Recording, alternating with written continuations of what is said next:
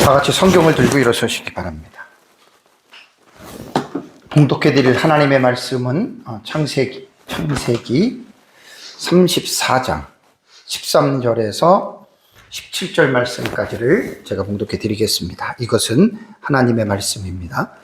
야곱의 아들들이 세겜과 그의 아버지 하몰에게 속여 대답하였으니 이는 세겜이 그 누이 디나를 더럽혔습니다. 야곱의 아들들이 그들에게 말하되 우리는 그리하지 못하겠노라. 할례 받지 아니한 사람에게 우리 누이를 줄 수 없노니 이는 우리의 수치가 됨이니라. 그런즉 이같이 하면 너희에게 허락하리라. 만일 너희 중 남자가 다 할례를 받고 우리같이 되면 우리 딸을 너희에게 주며 너희 딸을 우리가 데려오며 너희와 함께 거주하여 한 민족이 되려니와. 너희가 만일 우리 말을 듣지 아니하고 할례를 받지 아니하면 우리는 곧 우리 딸을 데리고 가리라. 아멘. 네, 앉으시기 바랍니다. 오전 예배 시간에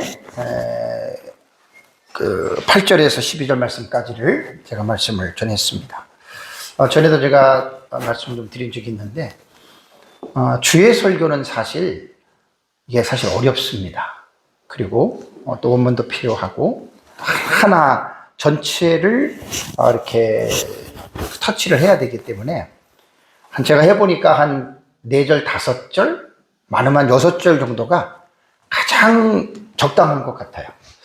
그래서 이번에 34장에 들어와서는 지난주에 2시간 하고 이번 주도 오전하고 오후 예배 2시간 하고 보통 한 4절, 5절. 그러니까 좀 설교하기는 제가 바쁘질 않아요.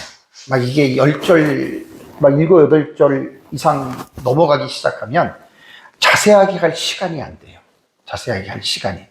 그래서 오전에도 한 4절 가지고 1시간 정도 설교를 하고 오후에도 이제 4절이 됩니다. 4절 정도가 되는데 참 좋은 것 같아요. 그러니까 이런 템포로 나가면 사실 창세기를 6개월, 1년을 더 해야 돼요.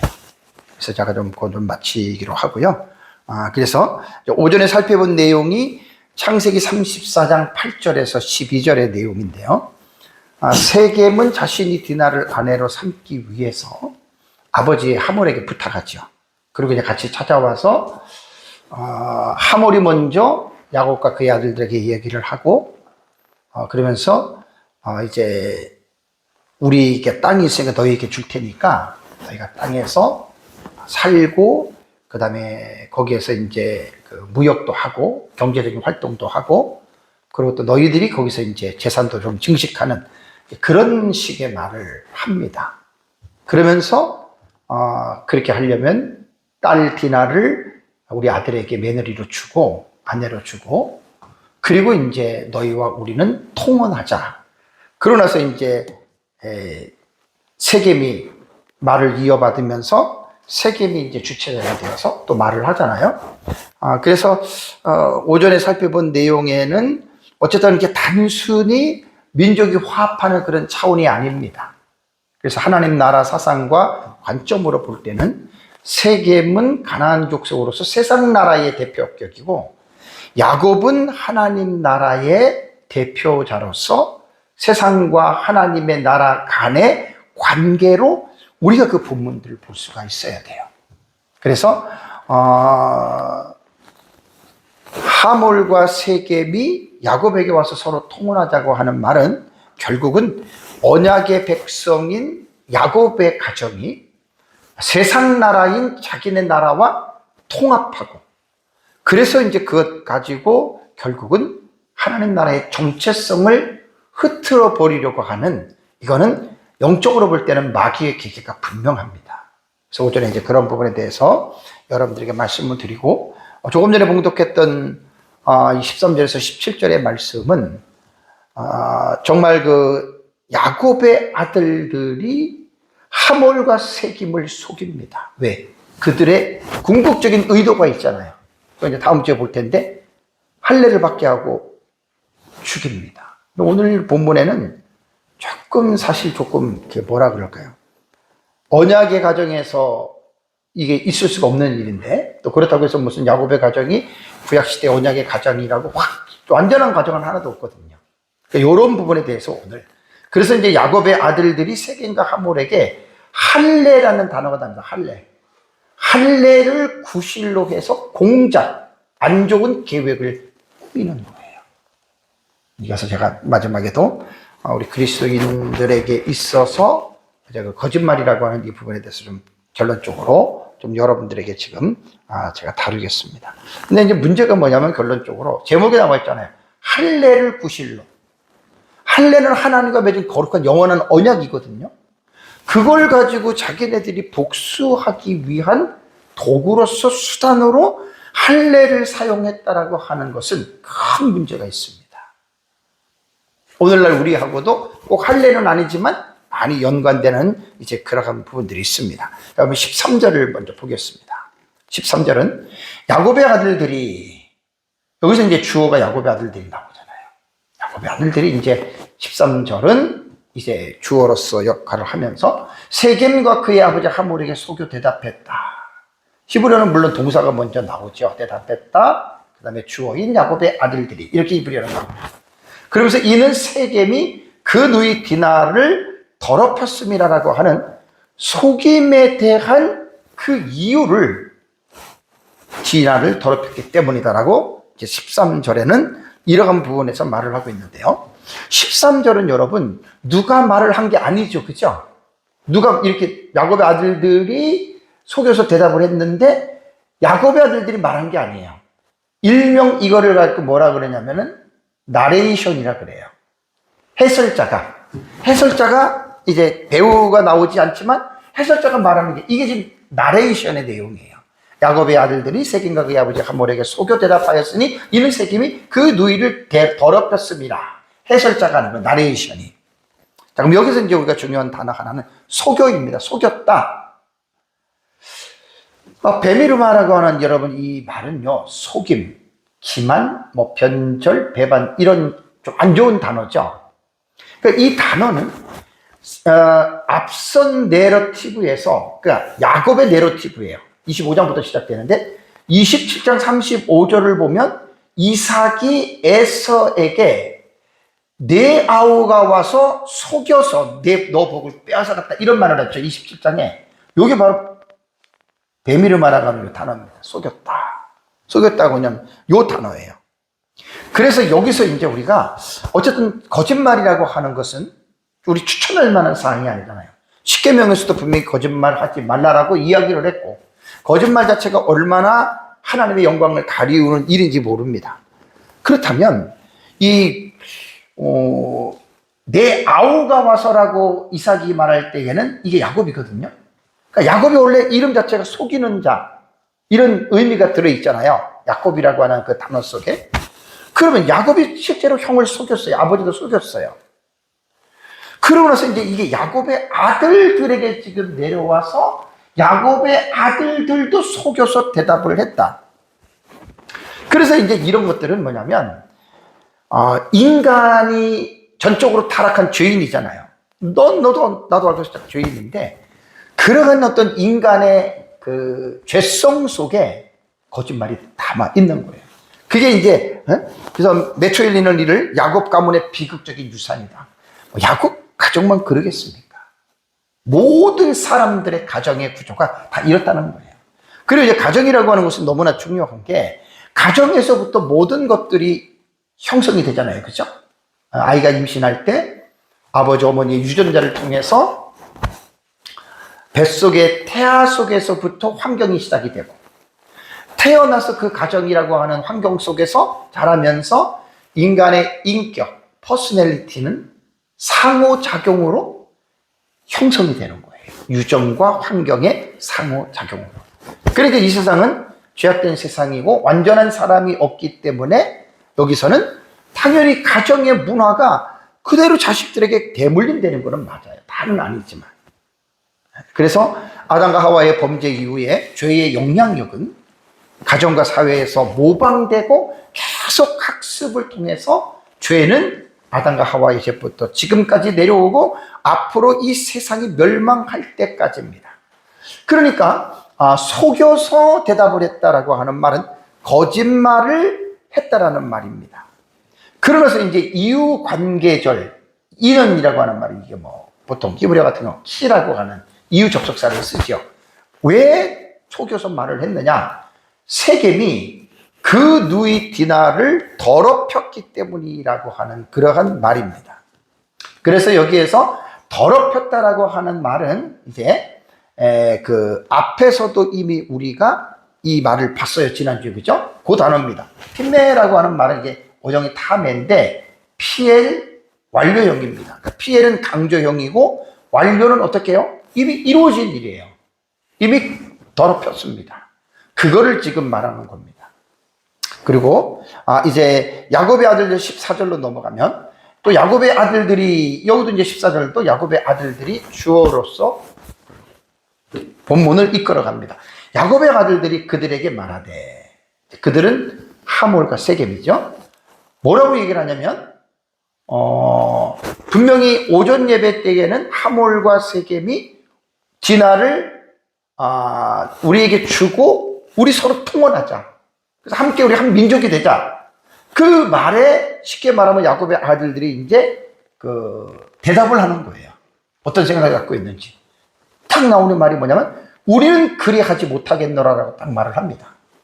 우리는 그렇게 통원할 수가 없다라고 이렇게 말을 하면서 이유를 또 대요. 어떤 이유를 대냐면 할례 받지 아니한 사람에게 우리 누이를 줄 수가 없다 이 말입니다. 그 이제 야곱의 아들들은 다 할례를 받았고요. 그러니까 자기네들은 할례 자체가 하나님과 맺은 영원한 언약이니까 우리가 너희와 같이 살려면 너희들도 할례를 받아야 된다. 왜 할례를 받아야 되느냐? 이는 우리의 수치가 됨이니라. 그러니까 이스라엘 백성들에게 있어서 할례를 받지 않으면, 우리가 그때 창세기 27장인가요? 할례 언약에서 말씀을 드렸죠. 할례를 받지 않으면 이스라엘 민족 중에서 끊어집니다. 그럴 정도로 할례가 간단한 문제가 아닙니다. 그러니까 너희가 우리와 같이 통혼해서 한 민족이 된다면 너희가 할례를 받지 않으면 그것이 우리의 수치심, 부끄러움이 된다 그 말입니다. 여기서 이제 여러분 우리가 본문 속에서 우리는 그래야지 못하겠노라 있잖아요. 할 수 없다라는 거거든요. 할 수 없다. 할례를 안 받으면 절대 우리는 통혼 안 된다. 이것도 보면 부정어 로 플러스 미완료 동사예요. 절대적인 의미예요. 그러니까 확고하게 딱 얘기를 하는 거예요. 할례 안 받으면 절대로 안 돼. 이제 그런 표현이거든요. 거부 의사를 여러분이 이제 밝힌 겁니다. 우리 누이를 데리고 가려면 할례를 꼭 받아야 된다라고 말을 하고, 그것이 이제 아까 말한 대로 이는 아까 이제 이유 접속사 히브리서는 키가 나옵니다. 왜냐하면 그것이 우리의 수치다라고 하는 말입니다. 여기서 이제 할례 받지 아니한 오르라라고 하는 이 단어거든요. 이게 포피, 남자 생식의 껍데기예요. 이걸 할례 받지 않는 이라고 이야기를 합니다. 할례 받지 않는, uncircumcised 이런 말이죠. 이게 할례를 받지 아니한 이런 겁니다. 이스라엘 백성들에게 있어서 할례가 왜 중요하냐? 잠깐 설명을 하겠습니다. 아브라함의 자손들에게 있어서는 할례는 하나님께서 아브라함과 맺은 언약의 표징입니다. 창세기 10장 20절을 보면 하나님이 아브라함에게 그때 17장에서 말할 때 너희 중 남자는 다입니다. 남자는 다예요. 할례를 받으라 명령이에요. 다 설교했어요. 왜 할례를 받느냐? 할례를 받는 이것이 나와 너희와 너희 후손 사이에 찍힐 베리티, 내 언약이에요. 베리티, 나의 언약입니다. 창세기 17장은 아브라함이 86세의 나이에 사라의 여종 하갈을 통해서 이스마엘을 낳죠. 그죠? 그러면서 17장으로 넘어가면은 13년이 지난 다음에 아브라함은 86에서 13을 넘으면 99세잖아요. 그죠? 99세 때에 하나님이 그에게 나타나신 거예요. 17장에. 그리고 여기서 하나님이 언약을 맺으시는데 일명 할례 언약입니다. 이때 이제 17장에 와서 하나님은 너의 이름을 더 이상 아브람이라 부르지 말고 아브라함이라 불러라라고 이렇게 말을 했고요. 그래서 17장 10절에는 이제 너희 중에는 누구든지 간에 전부 다 남자는 다 할례를 받으라. 그리고 이것은 나와 너와 너희 후손 사이에 계속 여러분 이 할례 언약에 대한 효력은 계속해서 이것이 이어진다라고 하는 말입니다. 그리고 할례를 받지 않으면은 끊어지는 거예요. 민족에서 퇴출되는 겁니다. 야곱의 아들들에게 발견되는 이제 심각한 문제가 있습니다. 여기서 심각한 문제입니다.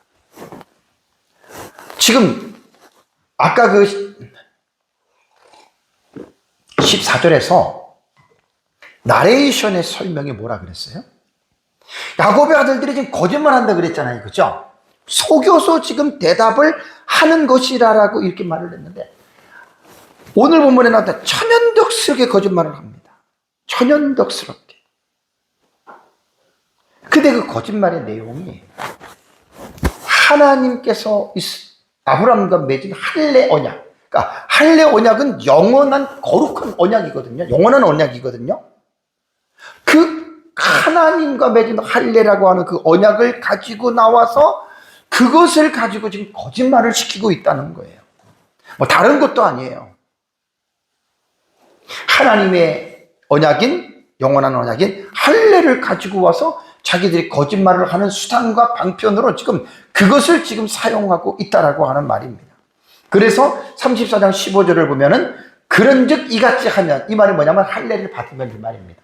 너희 성에 있는 모든 남자들이 할례를 받으면 너희에게 허락하리라, 이제 이걸 단서를 또 다는 거예요.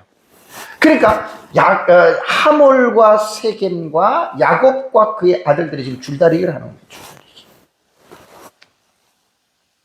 다음 주에 보면 알겠지만 하몰과 세겜이 자기 부족 사람들을 이 부분에 대해서 뭔가 이야기를 해야 될 거 아니에요. 그죠? 그래서 부족 사람들이 그 말을 듣고 할례를 받겠다 이렇게 얘기를 해야 될 거 아니에요. 후문맥에 보면 그런 내용이 나옵니다. 우리가 할례를 받아야 된다.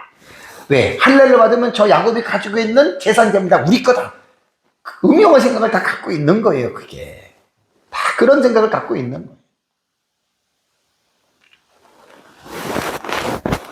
그래서 이제 요 본문에 보면은 야곱의 아들들은 내면적으로 자신들이 복수하기 위한 계획으로 거짓말을 하는데, 할례, 이 거룩한 언약인 할례 언약을 가지고 와서 지금 이야기를 하면서 지금 하몰과 세겜을 지금 속이고 있다라고 하는 말입니다.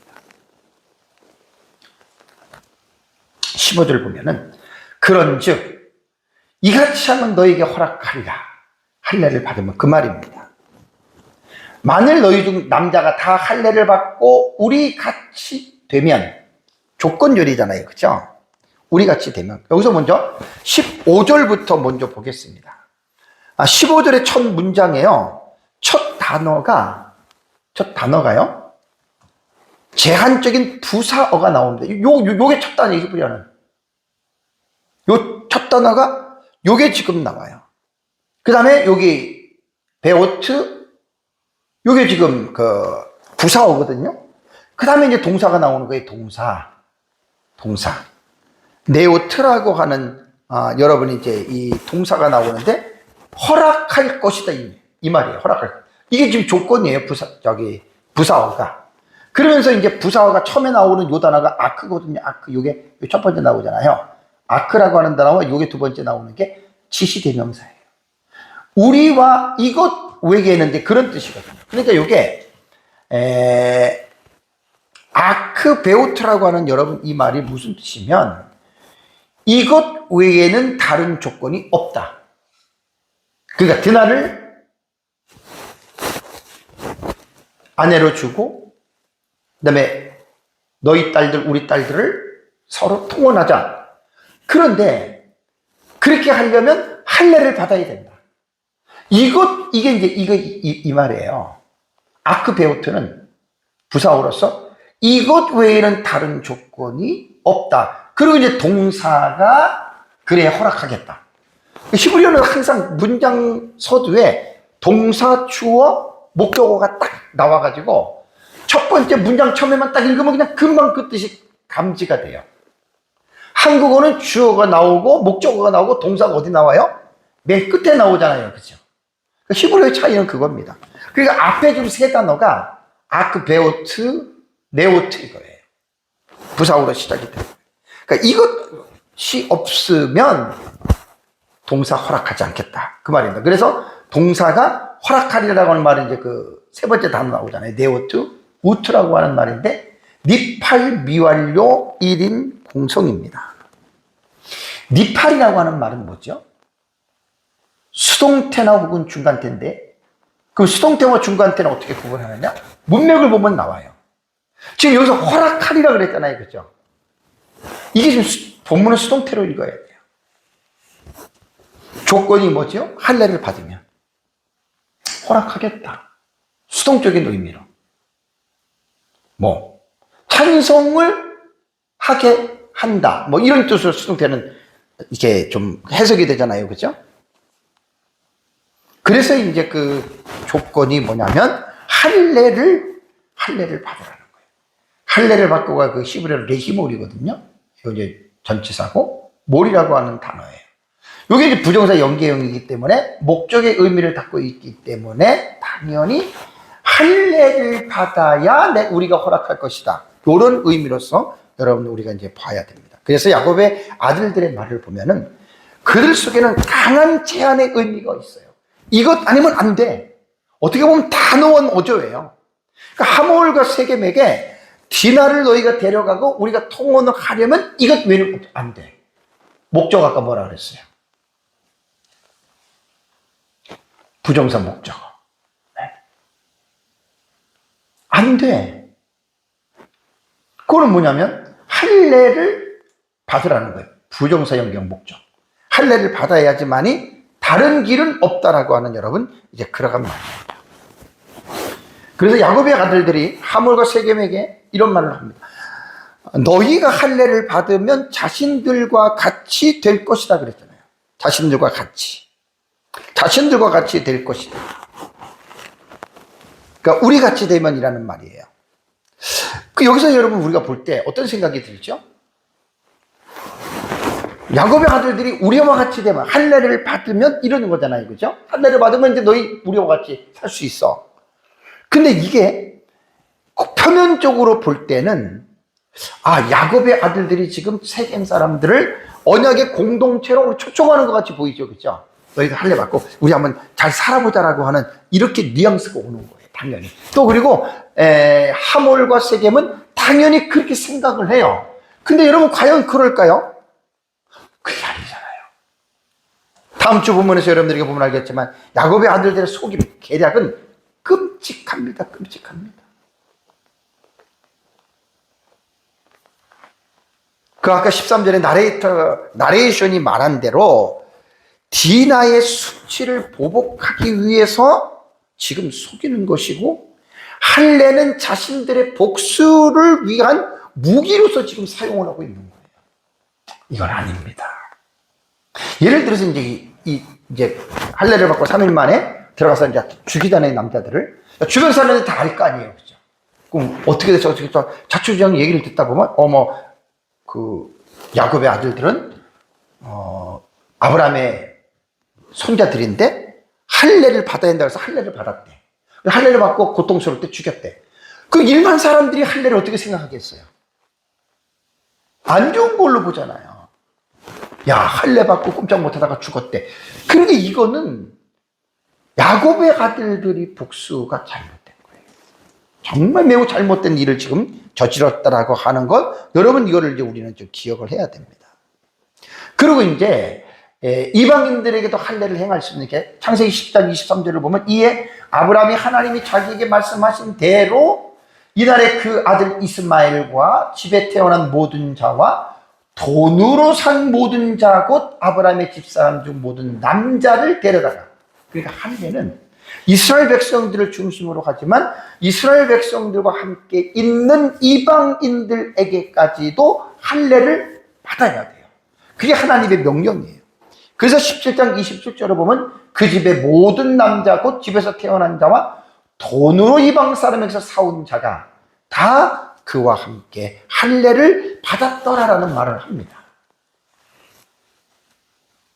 이것은 이제 창세기 17장에 나타났던 그런 이제 내용이죠.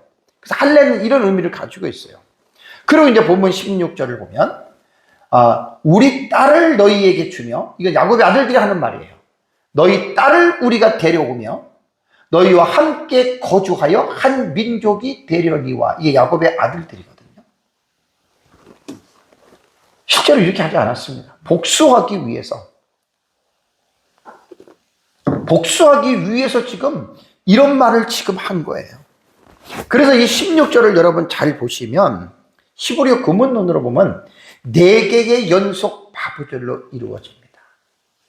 and 그리고 이렇게 4개로 이루어지는데, 여기도 4개의 동사를 가지고 제가 또 설교를 구성을 했습니다. 첫 번째는 뭐냐면 주며예요. 주며. 칼 바브 계속법 완료형이잖아요.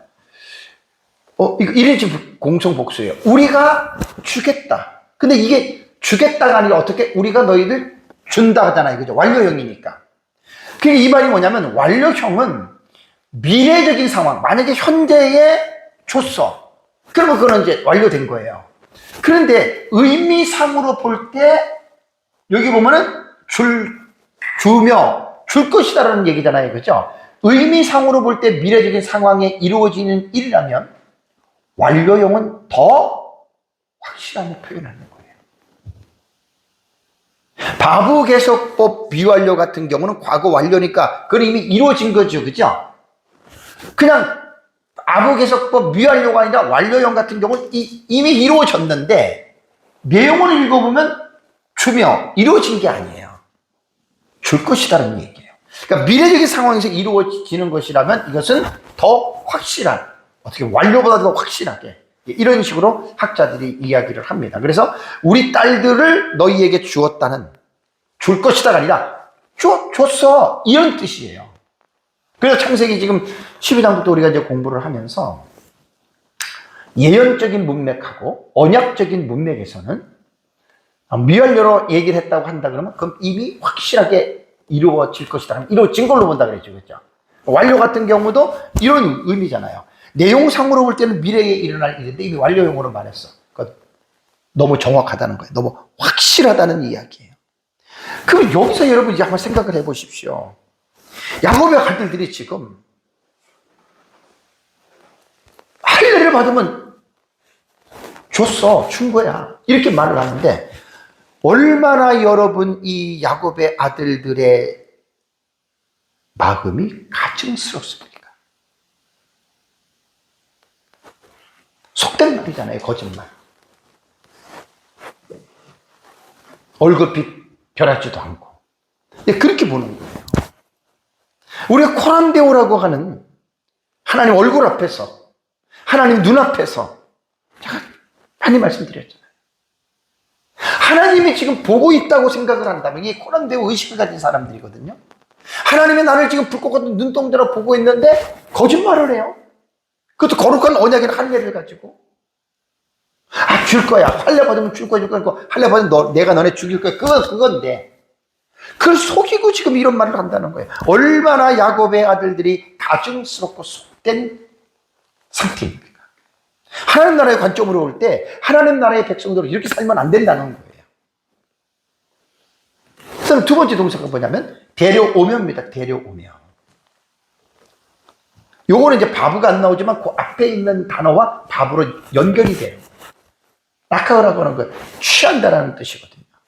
칼 미완료 1인 봉성인데 데려올 것이며, 뭐 앞에 것까지 합하면 좀 되는데, 자, 너희 딸들을 우리가 취할 것이다, 이런 뜻이에요. 이제 미완료로 됐으니까. 그러면 여기에서 실제 야곱의 아들들의 마음속에는 아니에요. 없어요. 계속해서 그들을 현혹시키기 위하면 할례를 받아야 된다. 할례 받으면 내가 너를 죽일 것이다. 지금 그거예요. 그 목적을 가지고 계속해서 지금 이끌어가는 거예요. 지금 계속적으로. 세 번째 동사가 함께 거주하겠다입니다. 바브개석법이에요.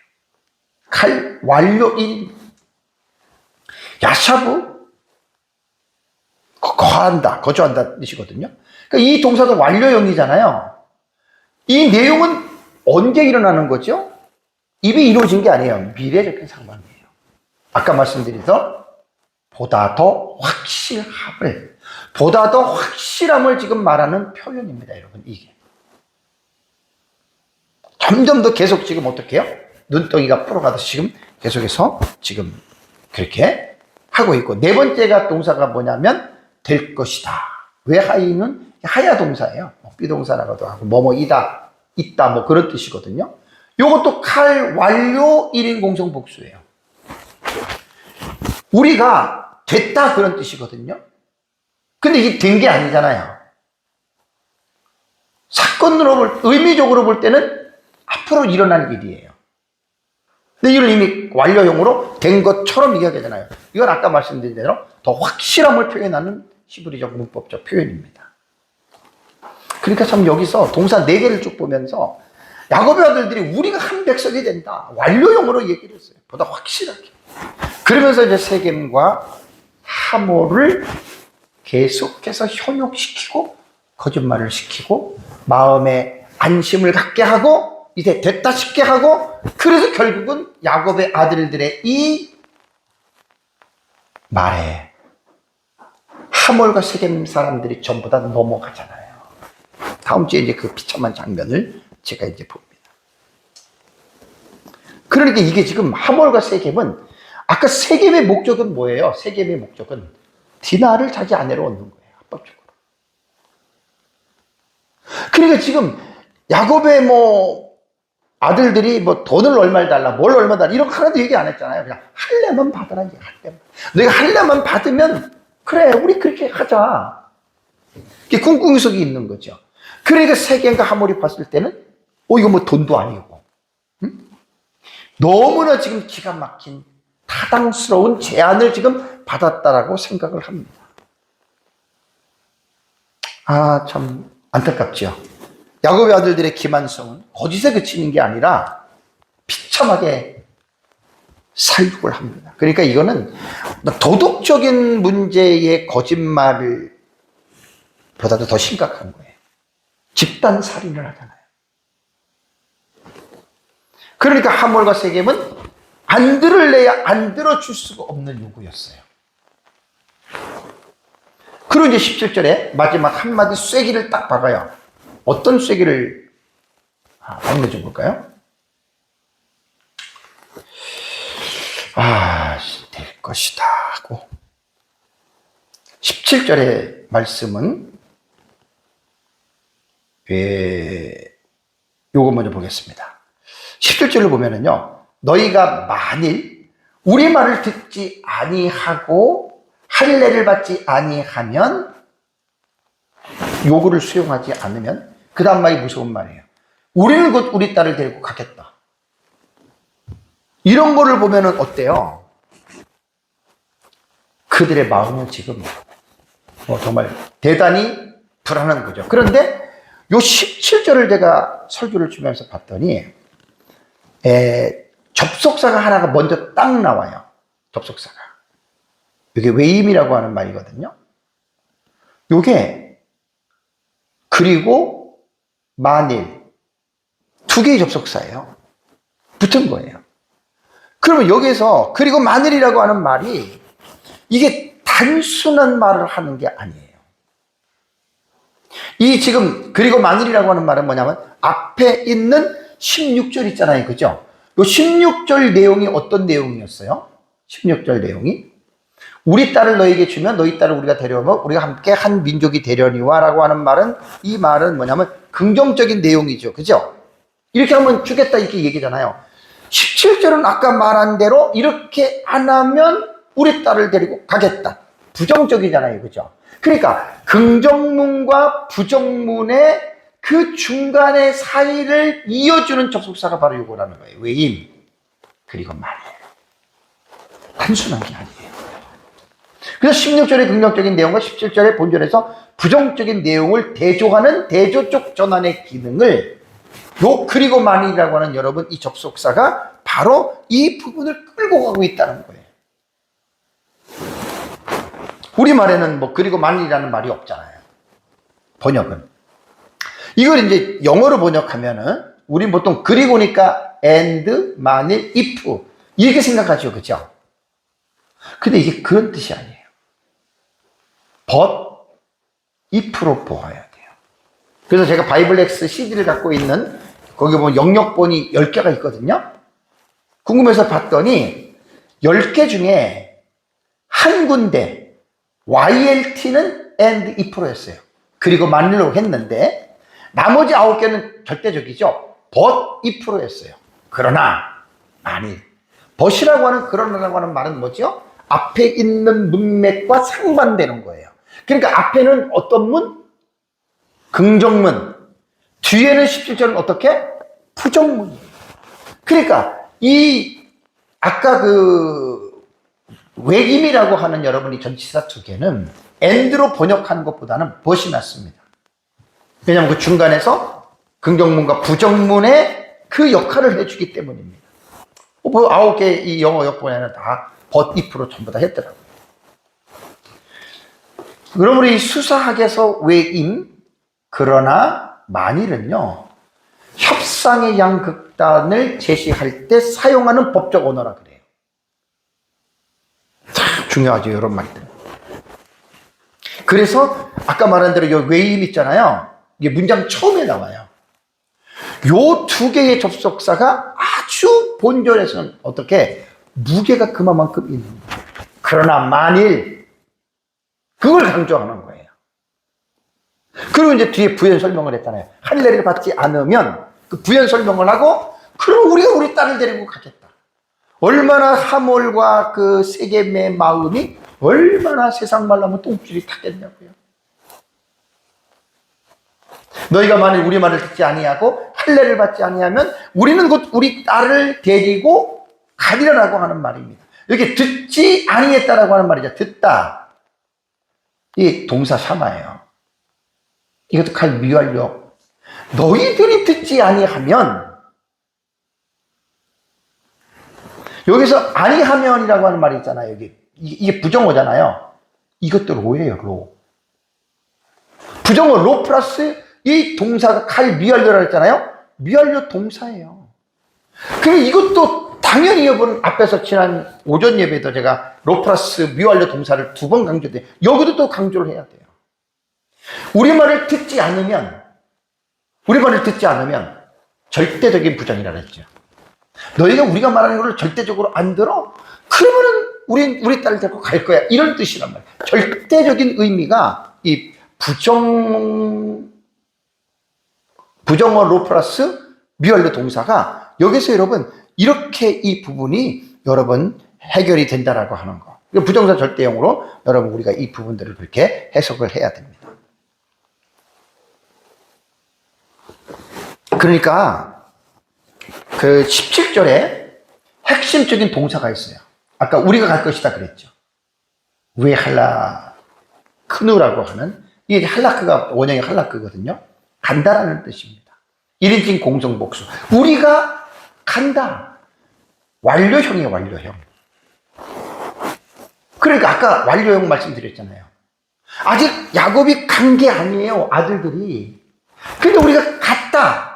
완료형을 쓴 것은 미래적 상황에서는 보다 더 확실하게 우린 진짜 간 거야. 이렇게 지금 쐐기를 박았다 그 말입니다. 그러고 나서 이제 17절을 제가 이렇게 설교를 준비하면서 히브리 본문을 봤더니 놀라운 사실 또 하나 발견했어요. 히브리어 구문을 보면은 동사가 어디에 위치한다 그랬어요? 동사가 항상 구문의 앞에 위치하지요. 물론 동사가 몇 개 되는 것은 중간중간에 이렇게 되는데 이 17절을 보니까 하나의 특징이 뭐냐면 마지막 맨 끝에 단어가 동사예요. 요거예요, 할라크. 우리가 갈 것이다 이런 뜻이거든요. 그럼 여기서는 우리가 또 생각을 해볼게. 동사는 항상 구문의 앞에 위치가 되는데 특별한 거잖아요. 맨 끝에 마지막 단어에 이 할라크라고 하는 동사가 딱 들어갔단 말이에요. 왜 그럼 이렇게 했을까? 그러니까 학자들이 이런 것들을 연구해서 말하는 거예요.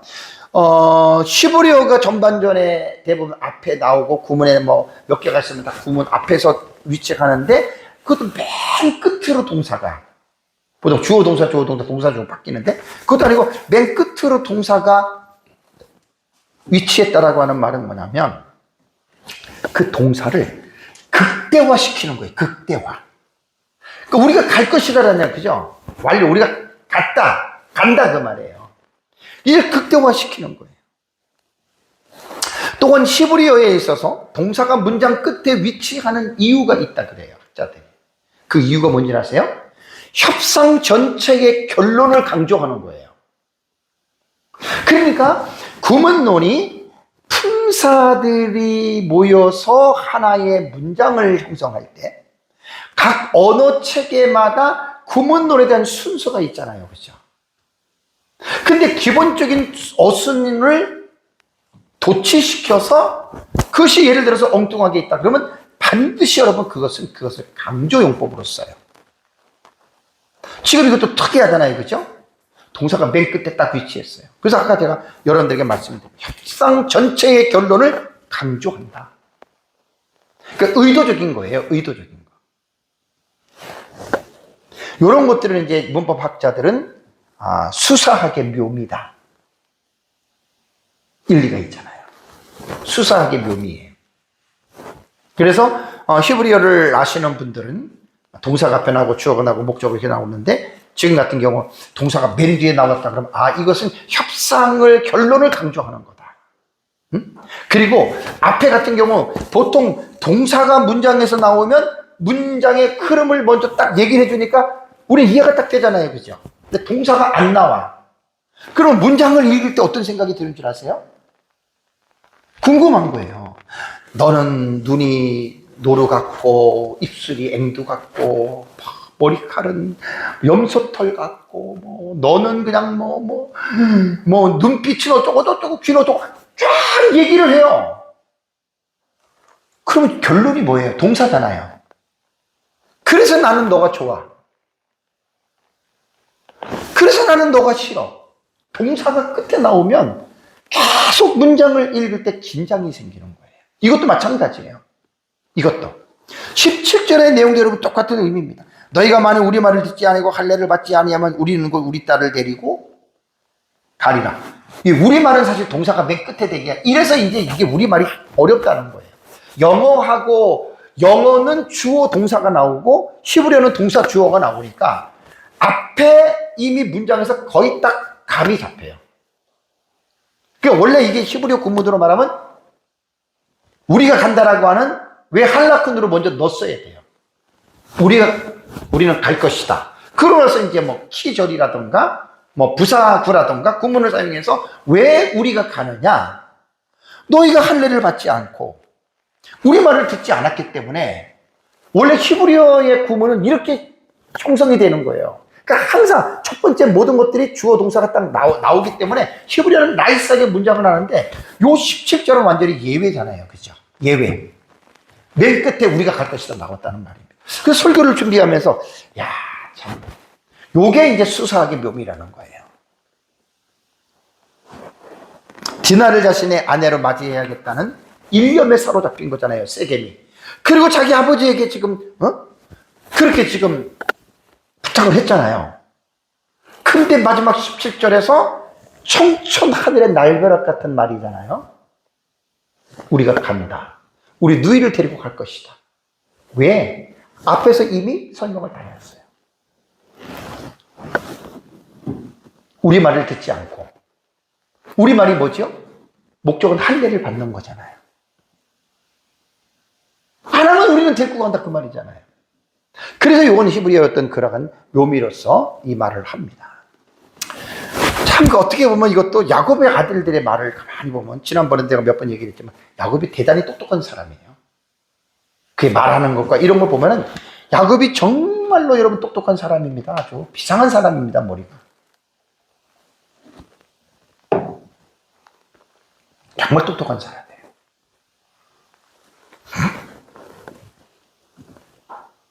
아들들도 아버지 DNA를 닮았겠죠. 지금 이 말을 해가는 이 내용을 한번 여러분 봐보세요. 꼼짝 못하는 거예요. 하몰과 세겜이 할례를 안 받을래 안 받을 수가 없어요. 이해가 되시죠? 할례를 안 받을 수가 없게 만드는 거예요. 그러니까 이게 머리 좋은 사람들이 항상 말을 할 때는, 상대방하고 말을 할 때는 제압을 하고 상대방이 이렇게 할 수밖에 없도록 그 말을 끌고 갈 수가 있거든요. 자신들의 뜻을 완전시키려고. 그러면서 이제 다음 주에 이제 볼 말씀 속에 세겜과 하몰이 자기 성에 사는 부족들을 다 모아서 할례를 받아라. 그 주민들에게 요청을 하는 거예요. 그들 허락을 또 구해야 돼. 그게 자기네들이 죽는 일인지도 모르고. 사랑하는 성도 여러분, 야곱의 딸 디나가 세겜에게 성폭행을 당한 사건은 야곱과 그의 아들의 큰 분노를 사게 만들었습니다. 지난주에 다 설명을 했습니다. 그래서 그 이유 때문에 야곱은 아들들이 들에서 돌아오기 전까지 잠잠했지만 아들들은 돌아와서 어떻다고 했습니까? 아들들은 돌아와서 근심하고 심히 노했다라고 하는 말을 합니다. 이때 이제 자기네들끼리 뭔가 얘기가 있었죠.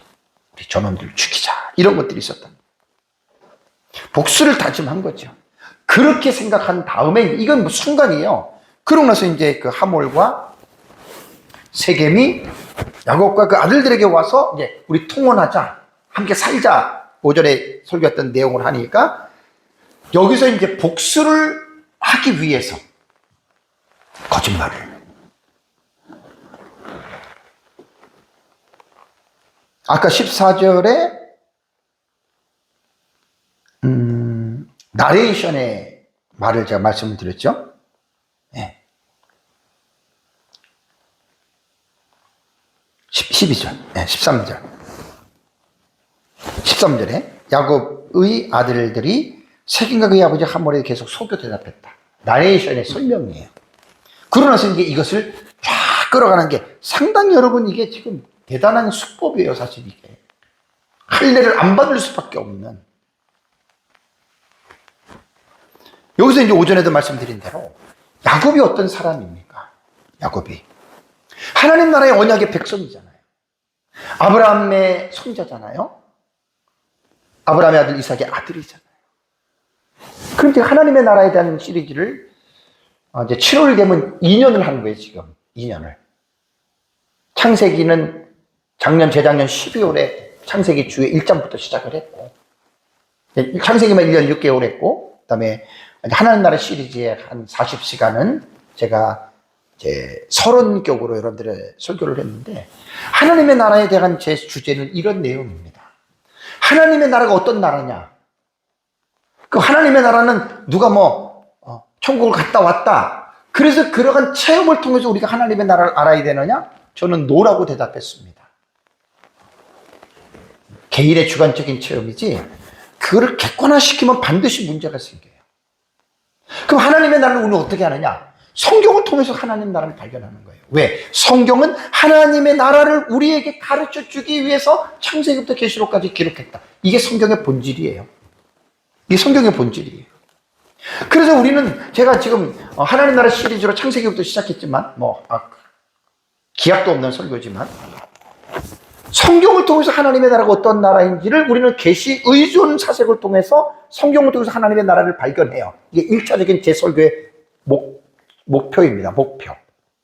그럼 성경에 하나님의 나라가 이랬다 그러고 끝났느냐? 아니죠. 곧바로 함께 공존해 가는 게 뭐냐면, 하나님의 나라가 이런 나라인데 하나님의 나라에서는 사람들이 어떻게 살아가느냐, 문화적인 측면에서 제가 접근한다 그랬죠. 그건 간단하게 우리가 알고 있는 대로 하나님의 말씀 순종하는 게 하나님의 나라 백성들의 문화입니다. 그 삶을 제가 말씀드리는 거예요. 그래서 하나님의 나라는 이론으로만 말을 하는 게 아니고 어떤 장소적인 것만 가지고 말하는 게 아니라, 하나님의 나라를 성경에서 발견했으면 하나님의 나라의 백성들이 살아야 할 삶의 원리, 문화적인 삶의 행위들, 관습이라고, 커스텀이라고도 말할 수도 있고, 그 삶을 같이 여러분에게 드러내는 거라는 말이에요. 그래서 우리가 하나님의 나라를 믿는다, 소망한다라고 하는 말은 그냥 뜬금없이 하나님의 나라를 믿는 거 아니에요. 누가 천국에 갔다 와서 말한 그것을 개인의 경험을 믿는 게 아니라 객관적인 지식인 성경을 통해서 우리는 하나님의 나라를 알고 그 하나님의 나라를 믿고 믿는 것에 그치는 것이 아니라 하나님의 나라의 백성들이 어떻게 살아야 할 삶에 대한 그 문화적인 콘텐츠까지 그 성경을 통해서 제가 그걸 지금 정리해 나가는 거예요. 한도 끝도 없어요. 창세기만 최하 못해도 2년 넘게 갑니다. 지금 34장 들어왔잖아요. 다음 주에 이제 34장이 끝나요. 그래서 야곱 시대, 아브라함과 이삭과 야곱 시대는 불문법 시대입니다. 불문법이라고 하는 말은 뭐냐면 하나님의 율법이 기록되기 이전에 문자로 기록이 되지 않는 시대였어요. 불문법 시대라고 하는 말은 뭐냐면 불문법 시대의 하나님의 뜻은 우리가 성경을 통해서 보면 알겠지만 하나님이 개인에게 직접 나타나십니다. 여호와께서 아담에게 이르시되 여호와께서 노아에게 이르시되 여호와께서 아브라함에게 이르시되 이삭에게 이르시되 요멜 엘로힘 야곱에게 하나님이 말씀하시되 이게 불문법 시대에 나타난 하나님의 뜻이 개인적으로들 그 시대는 그렇게 주어졌어요. 그리고 나서 이제 아담과 하와가 타락했지만 모든 인간 속에 하나님께서 심어주신 기능이 있잖아요. 마음속에. 그게 양심입니다. 양심. 양심은 지금도 믿든지 안 믿든지 모든 사람 속에 양심의 기능이 심겨져 있어요. 그러나 범죄 이전의 양심과 범죄 이후의 양심은 범죄하고 나서는 양심이 많이 약화됐고 많이 분별력이 그래야 되지만 그래도 양심은 선과 악에 대한 이러한 부분들을 가르쳐주고 통치하시기 위한 하나님의 일반적인 섭리 가운데 주어진 거예요. 양심은. 그래서 불문법 시대에는 하나님의 일대 개인적으로 나타나시고 그 다음에 모든 인간에게 주신 양심의 법 이거를 가지고서 하나님의 뜻을 발견하면서 여러분 그렇게 살아들 갔습니다. 그래서 하나님이 창세기 12장 1절과 3절에 아브라함을 선택할 때에는 그때는 다른 말 없어요. 일방적으로 나타나서 땅을 주겠다, 자식을 주겠다, 너는 복의 통로가 되겠다. 이것만 말씀한 거예요. 그리고 창세기 12장을 쭉 읽어나가다가 창세기 18장을 가서 이건 내가 안 집어넣네. 창세기 18장을 가면은 하나님이 아브라함에게 나타나셔서 내가 그로 그 자식과 건속에게 명하여 여호와의 도를 지켜 의와 공도를 행하게 하려고 택했다. 하나님이 아브라함을 12장 1절과 3절에는 그냥 일방적으로 너 땅 주고 자식 주고 줄게. 그리고 시간이 흐른 다음에 18장 19절에는 하나님의 이 언약이 어떻게 해요? 점진적으로 증가되는 거예요. 성경은 한 부분만 보면 안 돼요. 전체적으로 봐야 돼요. 그래서 여호와의 도를 지켜 의와 공도를 행하게 하려고 이것이 이제 인간의 불문법 시대에는 개인적으로 나타나고 양심에 있지만 이것이 결국은 나중에 어떻게 됩니까? 모세 시대에는 율법 속에 적시가 되는 거예요. 적시가. 지적해서 밝히는 거예요.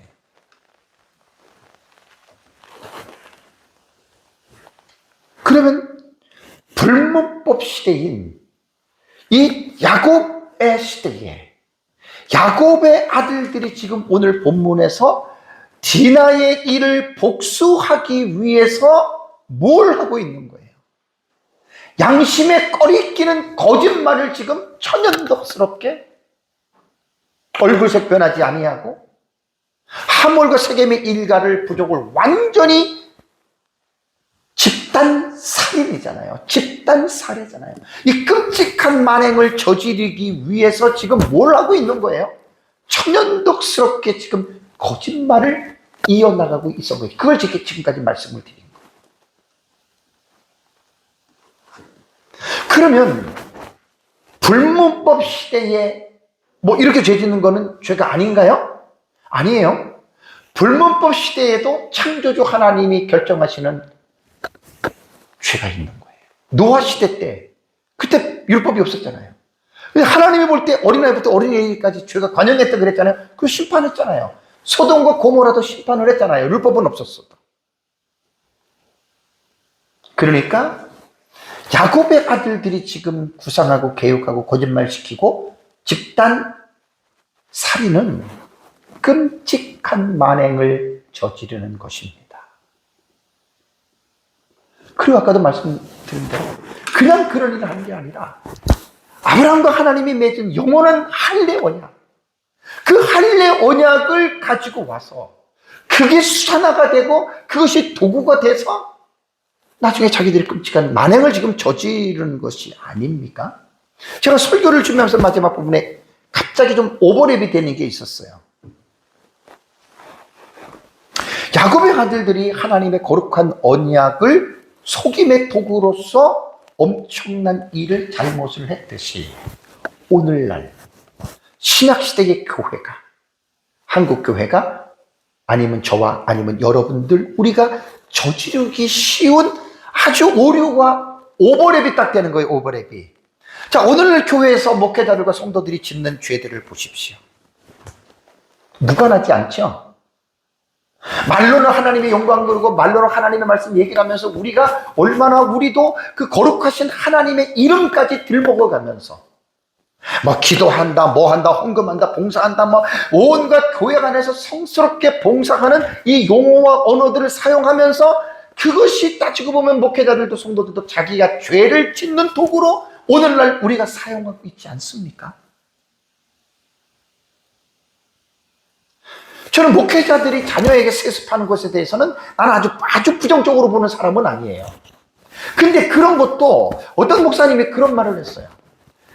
우리 아들을 내가 내 후임으로 세우는 이유가 자기가 아무리 기도를 해도 우리나라의 목사님들 중에서 자기 교회를 담임할 만한 사람은 자기 아들밖에 없다. 여러분 어떻게 생각하세요? 그런 말? 그 똑같은 거예요. 할례라고 하는 여러분, 이런 하나님의 거룩한 언약을 가지고 자기 속에 있는 어떤 그 복수하기 위해서 그 분노를 표출하기 위해서 그걸 끌어다 쓰는 것과 같잖아요. 그죠? 혹시 이런 사람이 있을 수도 있겠죠. 내가 11조를 많이 드리기 위해서 회사에서 거짓말을 하고 사기를 쳐가지고 몇억 몇십억을 가지고 내가 11조를 냈다. 여러분 그건 뭐가 되는 거죠? 11조라고 하는 하나님의 드리는 거룩한 예물에 대한 이름을 빌어다가 아니 11조가 아니라 10분의 10을 다 드렸다 그러면 괜찮아요. 11조는 뭐예요? 하나만 주고 9개는 지가 갖겠다는 거 아니에요. 완전 도둑심보잖아요. 내가 하나님 앞에 11조 하기 위해서 10억을 내가 예를 들어가지고 속여가지고 갖고 왔어. 10억을 다 드리면 괜찮아. 물론 도둑질하고 거짓말 한다는 하나님 받지 않습니다. 교회는 받아도. 완전히 여러분 그 속보이는 얘기 아니에요? 10억이면 9억은 내 거고 1억은 하나님 앞에 지르면 된다. 그럼 누구든지 다 하지. 이런 것들이 따지고 보면은 야곱의 아들들이 한 행동과 오늘날 교회 안에서 이루어지는 일들이 어떻게 해요? 오버랩이 되는 거예요. 오버랩. 많습니다. 너무나 많습니다. 말로는 하나님의 영광, 말로는 교회, 말로는 하나님께 헌신. 그러면서 따지고 보면 자기 속에 있는 욕구, 욕심을 이루기 위해서 사용하는 경우들이 오늘날 교회 안에 여러분 얼마나 이런 일들이 많이 일어납니까? 마지막으로 제가 설교에 이런 말을 넣습니다.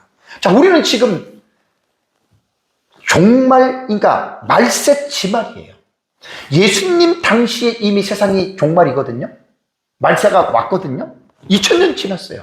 말세 중에서도 점점 끝을 가고 있는 말세지말 속에서 교회의 소망은 뭡니까, 여러분? 제가 종말로 오랫동안 연구를 했잖아요. 교회의 소망은 우리의 신랑 되시고 재림하시는 예수 그리스도에게 여러분 소망이 있지 않습니까? 그럼 예수님의 재림을 우리는 어떻게 기다려야 돼요? 점도 없고 흠도 없이 평강 가운데에 우리는 예수님을 만나야 되잖아요. 그런데 우리가 거룩하신 하나님의 어떤 언약이라던가 이런 용어들을 가지고 야곱의 아들들이 했던 것처럼 우리가 그러한 어떤 욕구와 욕망을 성취하는 데 사용하는, 이러다가 예수님 오면 여러분 어떻게 예수님을 만나려고 여러분 생각하십니까? 그래서 종말론적인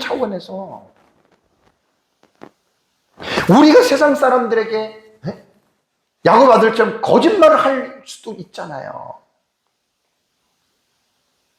우리가 세상 사람들에게 거짓말을 해가지고 세상 사람들을 속인다면 하나님의 언약을 모독하는 것과 다를 바가 없지 않습니까? 똑같다는 말입니다.